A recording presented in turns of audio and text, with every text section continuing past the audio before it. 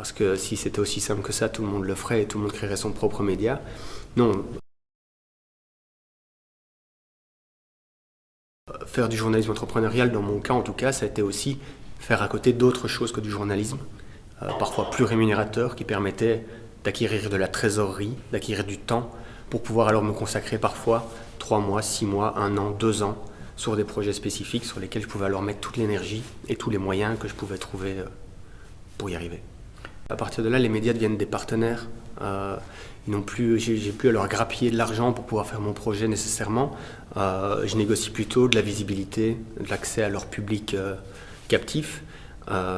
Et en échange, ils m'offrent la liberté plus ou moins totale de ma propre ligne éditoriale sur les projets. En tout cas, à partir du moment où on est hors des cases, on a effectivement toute la liberté de penser les projets et les formats en fonction du fond et des objectifs de l'impact qu'on veut avoir, et pas en fonction des cases qu'il faut remplir dans un média, du nombre de pages ou des cases horaires à la télévision. J'ai pas rencontré beaucoup de médias qui étaient demandeurs par principe. Après, si le fond suit, ils n'ont aucune raison de refuser, puisque je ne leur demande pas d'argent, a priori. En fait, chaque projet crée son propre mode de financement.